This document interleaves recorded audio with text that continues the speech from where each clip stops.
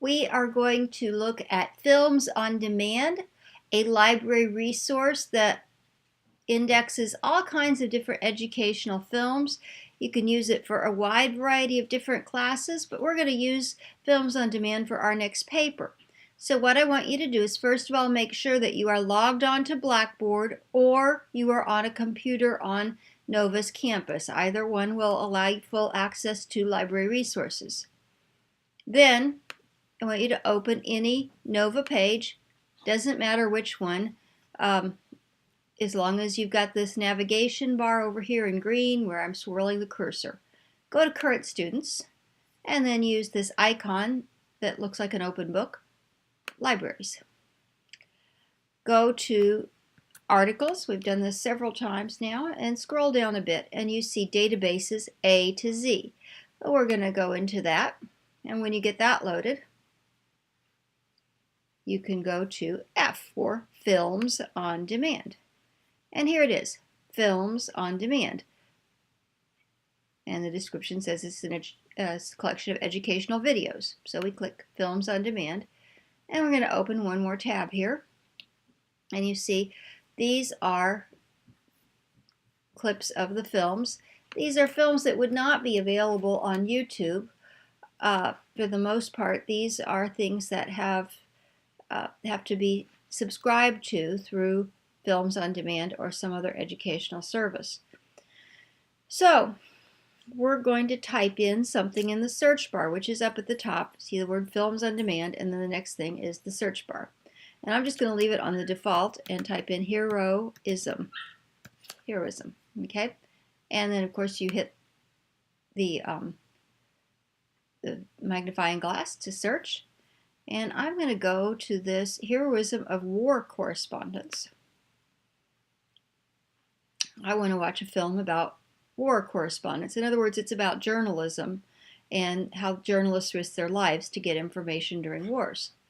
Now, over here on the side, there are segments, and we can watch this in segments if we wanted, or we could watch the whole thing all the way through without stopping. I would prefer to do it that way.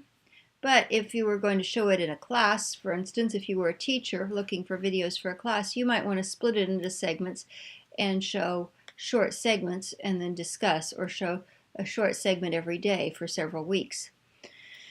So, I'm sure you're all familiar with the format of YouTube or some other video service online. This middle button, this arrow forward, is play. And these two arrows are the full screen arrows. I'm not going to go full screen because I have some more things to tell you. But if you hit this button, it will play. Sometimes it takes a few moments to load. There we go.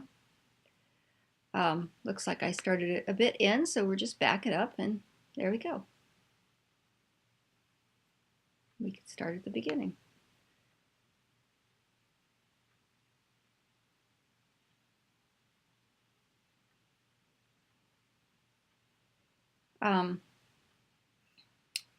I haven't turned on the sound for my computer because I don't want the sound from the film to override my voice, but there is sound on the films.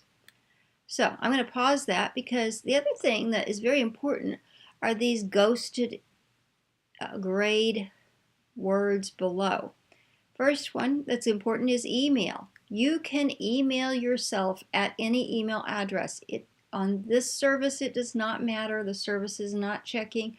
If you wanted to email yourself and watch the video at home, once you found it, you could do that. Or if you just wanted to save it and be sure you could find it later, that would be a very good idea. Just to go ahead and email it to yourself. And you just type your email in, type from me or whatever you want, and then type a message. So let me fill it out for myself.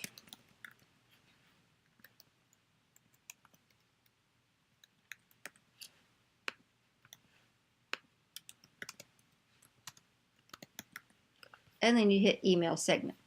Okay, I'm not actually going to email it. But the other thing I want to show you is citation. Once again, you've got a nifty citation tool. Now, it may seem kind of weird that you have to cite things that are in video, but you do. Everything that you mention in an academic paper that is borrowed information needs to be cited, and that includes information borrowed from a film, and that's any film, even if you went to the movies to see it, even if you saw it on television. If you mention it in a paper for academic purposes, you have to cite it. So if it's going into a class, it really should be cited.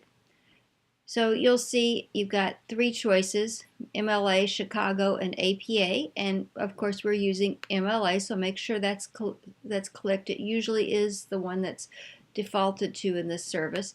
And then you just need to copy and paste from here to your paper.